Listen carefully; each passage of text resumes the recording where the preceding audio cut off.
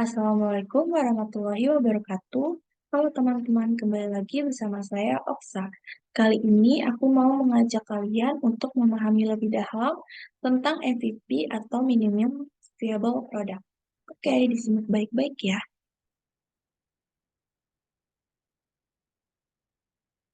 Nah, pertama-tama kita perlu mengetahui terlebih dahulu apa itu MVP dan MVP Validation. Jadi MVP itu adalah versi produk yang memiliki fitur minimum yang cukup untuk memenuhi kebutuhan pengguna awal. Tujuan utamanya adalah untuk memvalidasi asumsi dan hipotesis tentang produk tersebut dengan biaya dan waktu yang minimal. Lalu MVP validation adalah proses memvalidasi konsep dan fitur yang terkandung dalam MVP untuk memastikan bahwa produk tersebut memang menyelesaikan masalah atau memenuhi kebutuhan yang dihadapi oleh pengguna. Nah, proses validasi ini melibatkan pengumpulan umpan balik dari pengguna, menganalisis data, dan melakukan iterasi berdasarkan temuan yang diperoleh.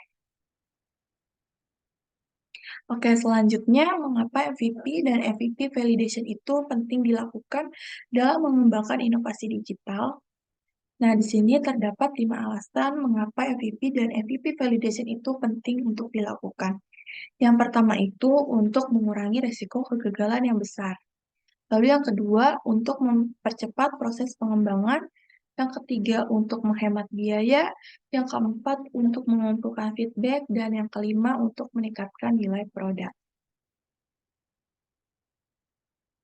Lalu bagaimana cara mengembangkan MVP? Nah, untuk mengembangkan MVP, kita perlu memilih metode MVP yang nantinya kita lakukan untuk mengembangkan MVP yang telah kita buat. Nah, di sini terdapat 5 metode yang bisa kita lakukan. Yang pertama itu ada explainer video. Nah, jadi explainer video itu adalah sebuah video yang digunakan untuk menjelaskan konsep produk atau layanan kepada calon pengguna atau pelanggan potensial. Nah, video ini biasanya mencakup informasi tentang masalah yang dipecahkan oleh produk atau layanan, cara kerjanya, manfaatnya, dan bagaimana pengguna dapat memanfaatkannya. Nah, explainer video ini memungkinkan tim pengembangan untuk mengumpulkan umpan balik dari audiens terhadap konsep produk tanpa perlu mengembangkan produk fisik atau perangkat lunak yang sebenarnya. Lalu yang kedua itu ada eksperimen.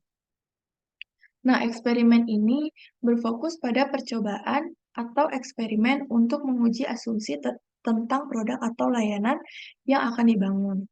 Nah, ini melibatkan pembuatan hipotesis tentang asumsi kunci terkait produk dan kemudian melakukan eksperimen kecil atau uji coba untuk menguji kebenaran hipotesis tersebut.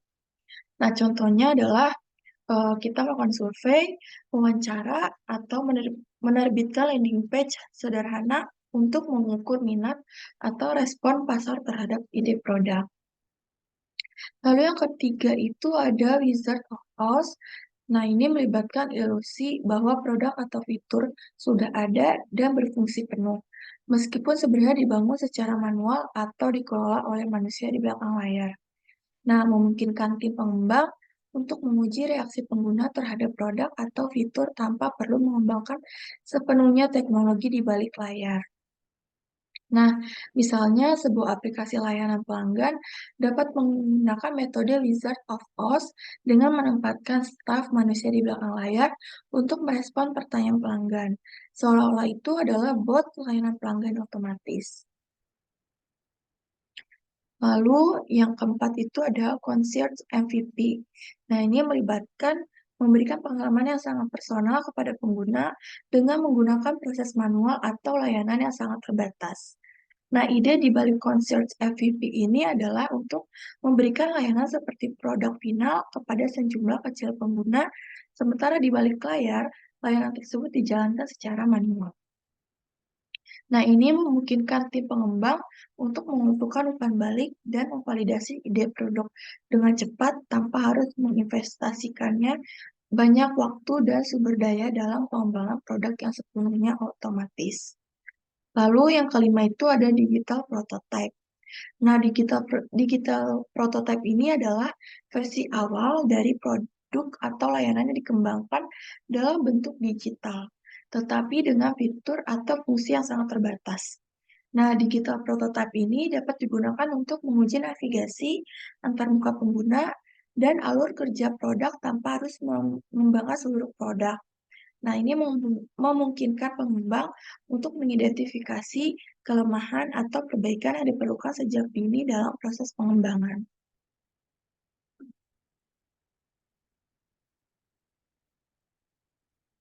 Nah, dalam kasus project tim kami pada bisnis catering, kami memilih menggunakan metode Wizard of Oz untuk pengembangan MVP, yang pada dasarnya melibatkan membuat ilusi teknologi yang canggih kepada pengguna, sementara di belakang layar prosesnya dioperasikan secara manual. Nah, dengan menggunakan metode ini, kami dapat menguji konsep layanan pemesanan online tanpa harus mengalokasikan waktu dan biaya yang signifikan untuk mengembangkan platform yang sepenuhnya otomatis. Nah, kami memilih menggunakan platform yang sudah ada seperti WhatsApp sebagai media untuk pemesanan menu catering secara online. Nah, WhatsApp dipilih karena popularitasnya yang luas dan kemudahan penggunanya oleh banyak orang. Nah, sehingga memungkinkan calon pelanggan untuk mengakses layanan kami dengan mudah dan kami dapat respon mereka secara real time.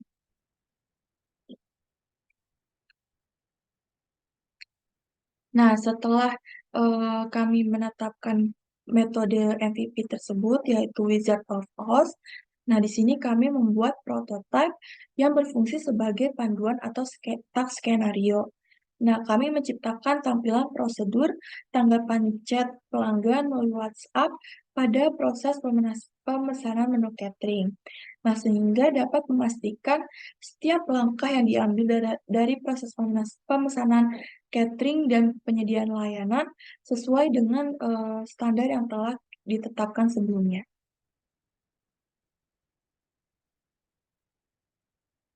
Nah, setelah itu kami juga melakukan promosi dengan menyebarkan menu katalog di media sosial, salah satunya di Instagram. Tujuan kami adalah untuk mencapai calon pelanggan dan memungkinkan mereka untuk melihat produk-produk yang kami tawarkan, serta memudahkan calon pelanggan yang berminat untuk melakukan pembelian atau pemesanan.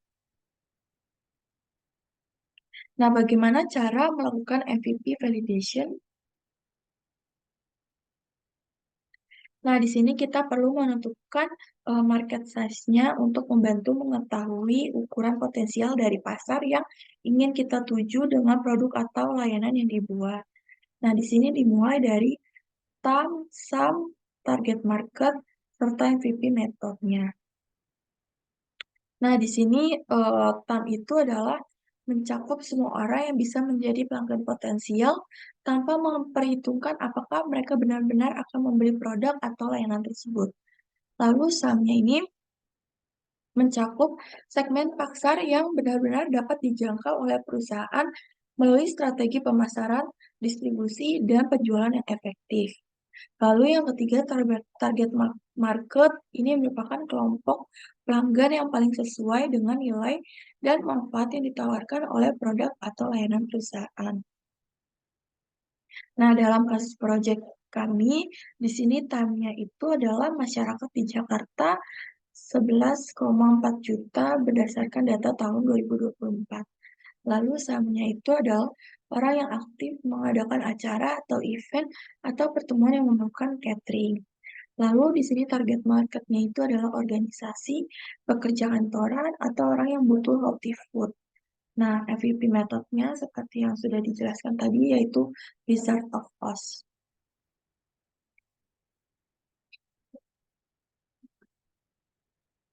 Oke, setelah kita sudah menemukan metode MVP-nya, kita perlu menentukan channel bullseye dari framework. Nah, the bullseye framework ini adalah alat yang digunakan untuk memprioritaskan tujuan dan tindakan yang diperlukan dalam mengembangkan produk atau layanan. Nah, dalam konteks MVP, Bullseye Framework dapat sangat berguna karena membantu tim untuk fokus pada pengujian elemen-elemen kunci yang paling penting untuk memvalidasi konsep produk. Nah, di sini ada banyak channelnya, mungkin bisa dibaca aja. Nah, untuk cara menentukan dari channel Bullseye Framework ini, kita tinggal letakkan aja setiap channel yang udah kita pilih dalam Bullseye Framework berdasarkan pada seberapa efektif kita percaya channel tersebut dalam memvalidasi MVP kita. Nah, dengan mempertimbangkan biaya, waktu, dan sumber daya yang dibutuhkan untuk menerapkan setiap channelnya.